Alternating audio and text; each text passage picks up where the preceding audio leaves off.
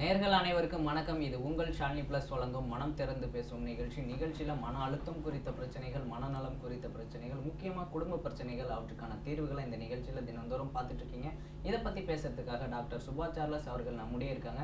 Madam தினந்தோறும் சிறந்த ஆலோசனைகள் நமக்காக வழங்கிட்டு இருக்காங்க. அந்த வகையில் இன்னைக்கும் நிறைய ஆலோசனைகள் வழங்க இருக்காங்க.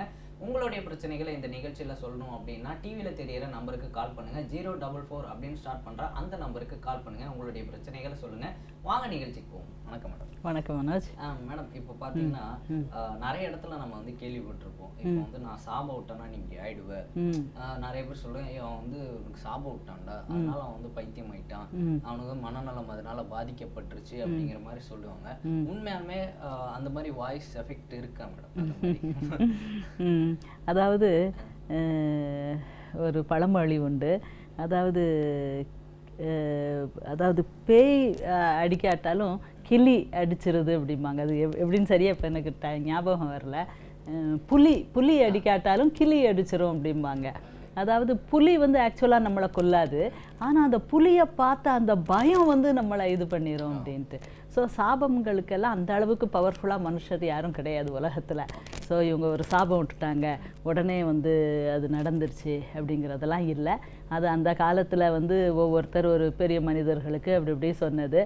ஸோ பெரியவர்களை வந்து டென்ஷன் பண்ணக்கூடாது, பெரியவர்கள் கோபத்தில் எதுவும் சொன்னால் அது பலிச்சிரும் அப்படின்னு சொல்லி பெரியவர்களை மரியாதையாக வைக்கிற நம்ம கலாச்சாரமே பெரியவர்களுக்கு மதிப்பு கொடுக்குற கலாச்சாரம்.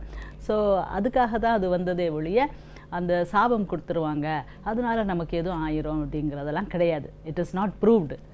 ஸோ அப்போது ஆனால் ஒருத்தங்க யாராவது ஒரு சொல்கிறாங்க அப்படின்னா யோத மனசுலேயே வச்சுக்கிட்டு இவங்க அதை பற்றி கவலைப்பட்டுக்கிட்டே இருந்தாங்கன்னா வேணா உங்களுக்கு ஒரு டிப்ரெஷனோ ஒரு கவலையோ வரலாமே ஒழிய மற்றபடி அந்த சாபங்கள்லாம் பலிக்கிறதெல்லாம் இல்லை.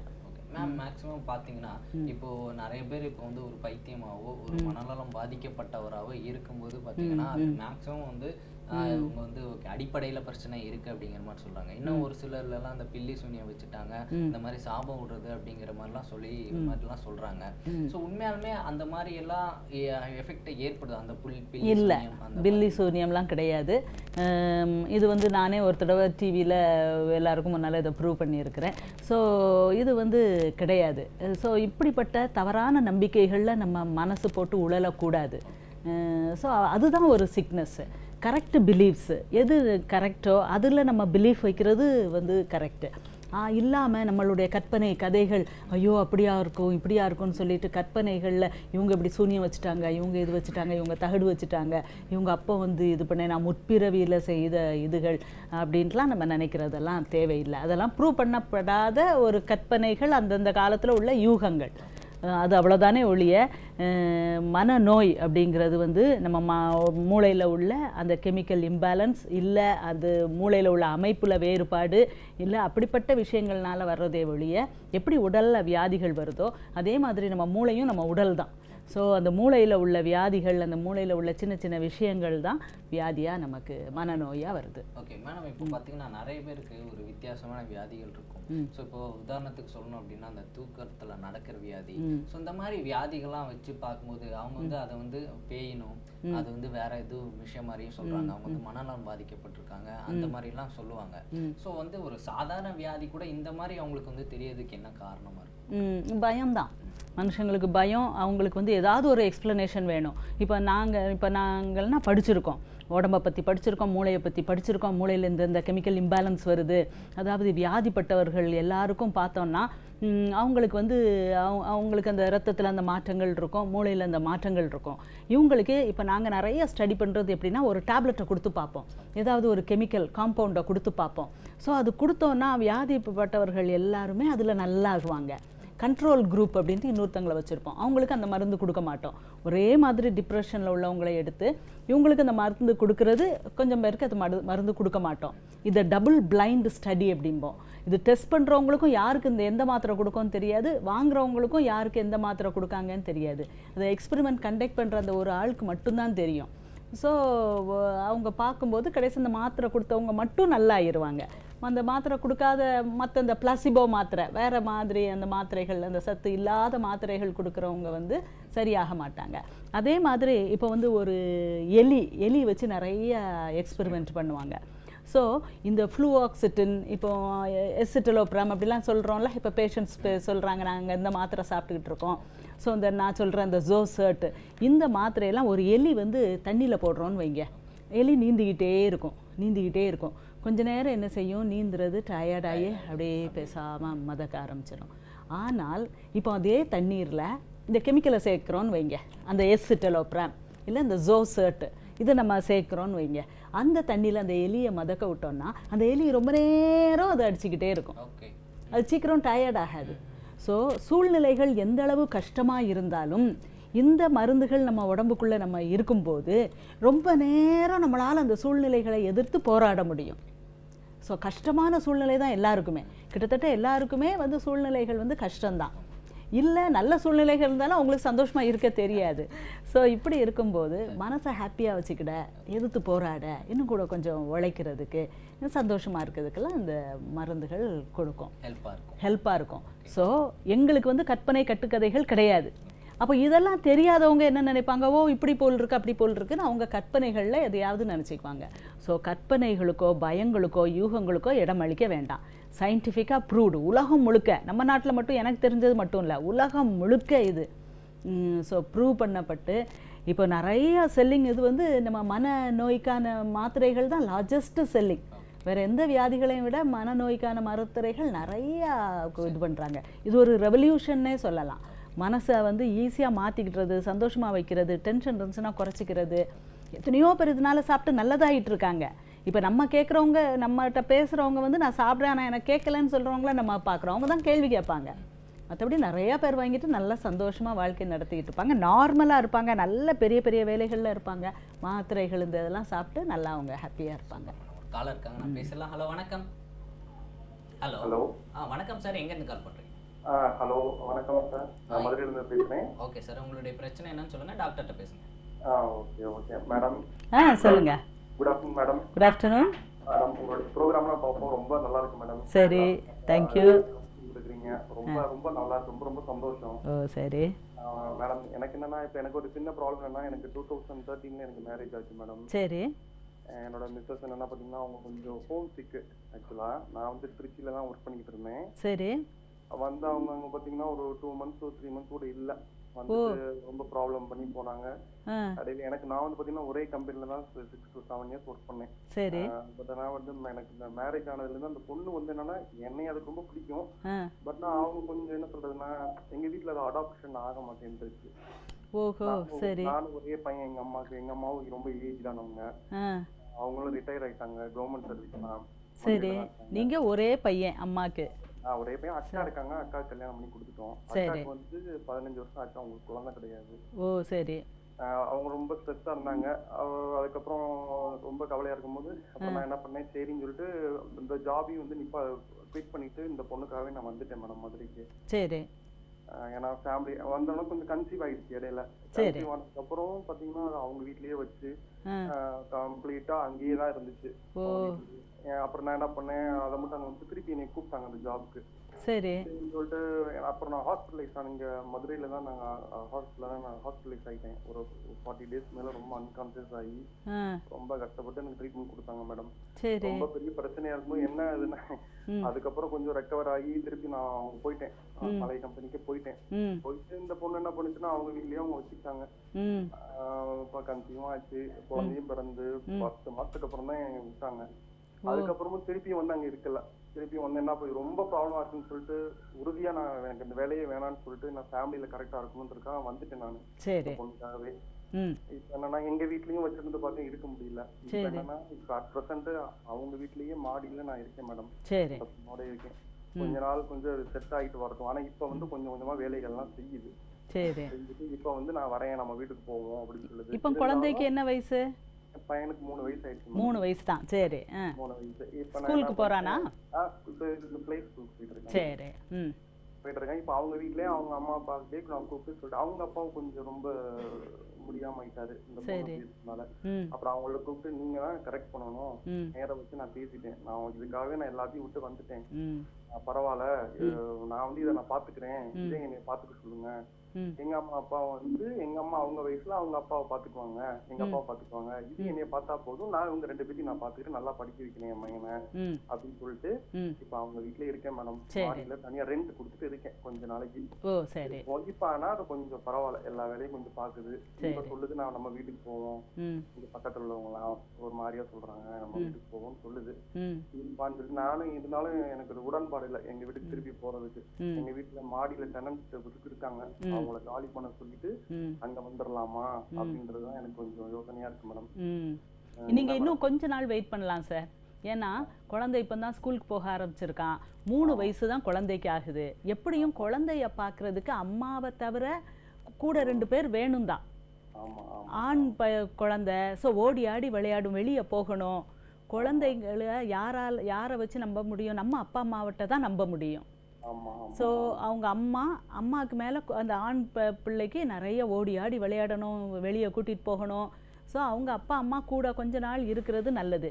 உங்கள் மனைவியும் ரொம்ப செல்லமாக வளர்ந்துட்டாங்க, இப்போ தான் வேலைகள் செய்ய படிச்சுட்டு வராங்கன்னு சொல்கிறாங்க. நீங்கள் ஆனால் கரெக்ட் டெசிஷன் எடுத்திருக்கீங்க. குடும்பம் முக்கியம், அதுக்காக பரவாயில்ல. உங்கள் வேலையை கூட விட்டுட்டு உங்கள் குடும்பத்தை கூட பிரிஞ்சு நீங்கள் இங்கே வந்து இருந்திருக்கீங்க, பரவாயில்ல. உங்கள் குடும்பத்தை இப்போ காப்பாற்றிட்டீங்க, நல்ல ஒரு குழந்தைக்கு தகப்பனாக இருக்கிறீங்க. நீங்கள் இன்னும் கொஞ்ச நாள் இருங்க, இன்னொரு குழந்தை கூட பெற்றுக்கலாம்.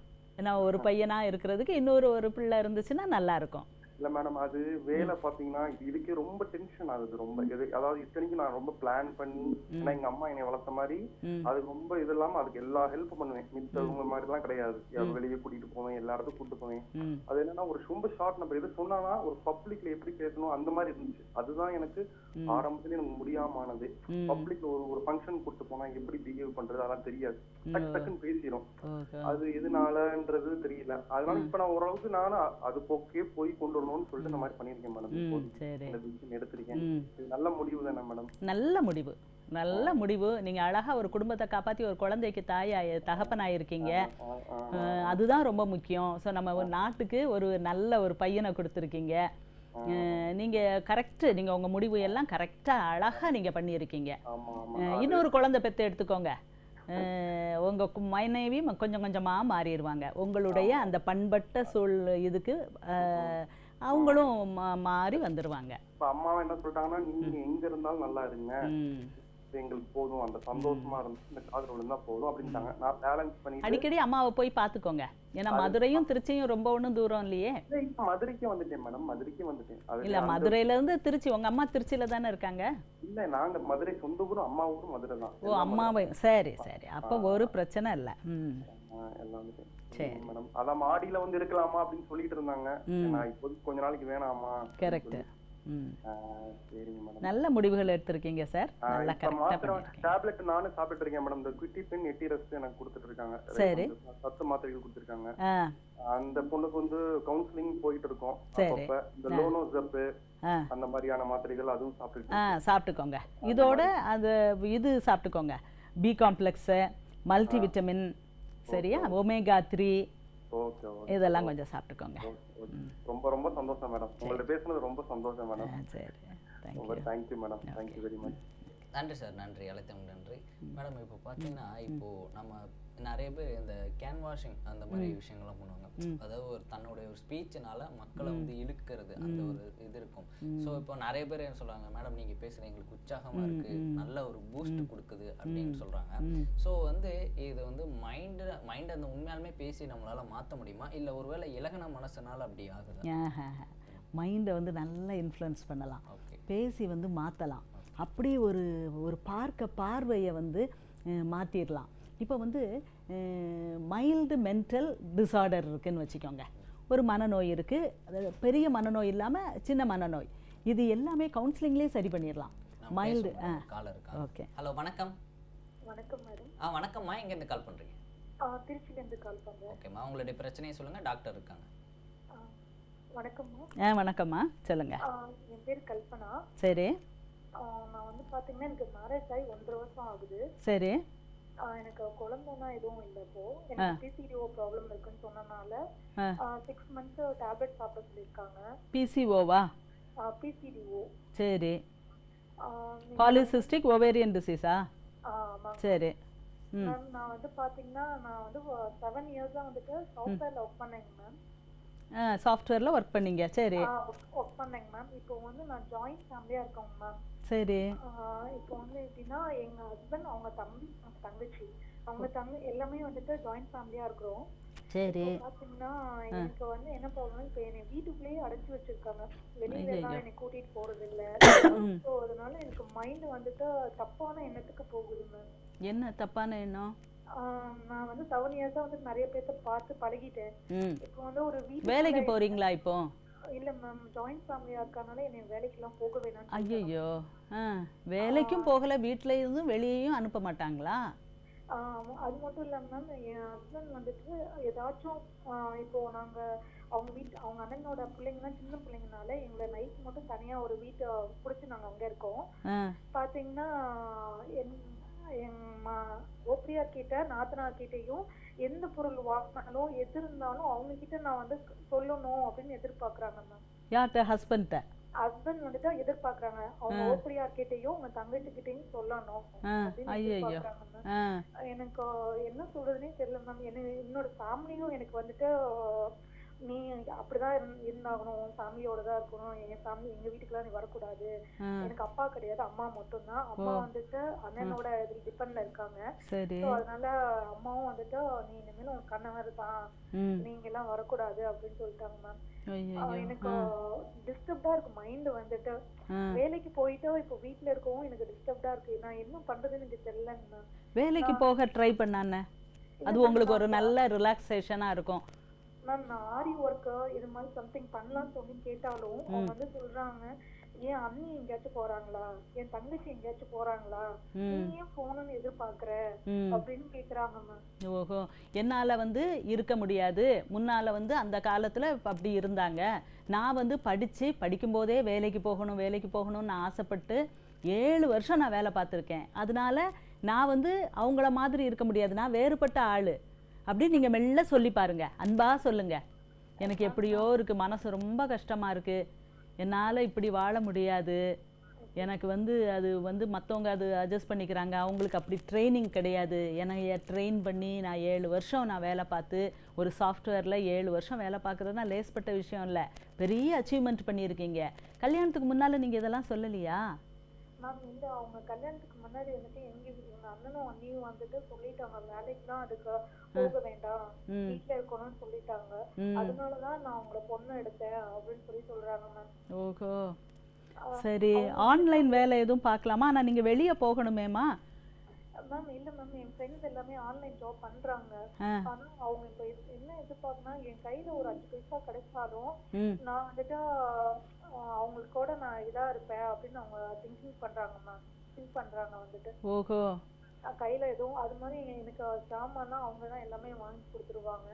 நான் என் வீட்டை விட்டு நான் வெளில போக மாட்டேன். சம்திங் ஏதாவது துணி கூட வேணா கூட ஈவினிங் ஒரு 1 hour பர்மிஷன் அவங்க வந்து போட்டுட்டு வந்து என்னை கூட்டிட்டு போவாங்க. பிசினஸ் பண்ணிட்டு இருக்காங்க, கிரானைட் பிசினஸ் வந்துட்டு. ஓஹோ, பெரிய பிசினஸ் ஃபேமிலியா? ஆமாங்க. ஓ, அதனாலே டிஸ்டர்ப் ஆகுது மேம். அது மட்டும் இல்லாம இப்போ ராஜஸ்தான் இவங்க இது மாதிரி போயிடுறதுனால, நான் ஓபிஆர் வீட்டுல இருக்கறனால அதுவும் கஷ்டமா இருக்குது. ஆமா, உங்க ஹஸ்பண்ட் இப்ப வேற வெளியூர் போறாரு, அடிக்கடி போவாரு? ஆமாங்க மேம். சரி, 1 month ராஜஸ்தான் போயிருந்தாங்க. ஓ, அப்புறம் மாலத்தீவு போயிருந்தாங்க மேம். ஓஹோ, சரி, அடிக்கடி வெளியூர் போயிருவாரு. ஆமாங்க. சரி, உங்களுக்கு இது கஷ்டமா இருக்கு. சரி, ஆனாலும் என்ன மேம் பண்றது, எனக்கு நீங்க ஒரு சொல்யூஷன் சொல்லணும் மேம். சரி, இப்போ வந்து காலையில இருந்து சாயங்காலம் வரைக்கும் வேற வேலைகளே கிடையாது உங்களுக்கு? சமைக்கிறது அப்படி வேணா சின்ன வேலைகள் இருக்கும். என்னோட சமையலே நான் ஒரு 1/2 hour முடிச்சிருவேன் மேம். ஃபாஸ்டா முடிச்சிருவீங்க. நீங்க அப்போ ஒரு திறமையான பெண்மணி, நீங்க ரொம்ப ஃபாஸ்டா நல்ல எஃபிஷியன்ட் பெண்மணி. இப்போ உங்களை வந்து ஒரு ஜெயிலில் போட்ட மாதிரி இப்படி அடைச்சி வச்சிருக்காங்க. சரி, நீங்க ஏதாவது பிசினஸ் பண்ணானே? மேம் நான் 2 வீலர் ஓட்டுவேன், கார் ஓட்டுவேன், எல்லாமே பண்ணுவேன் மேம்.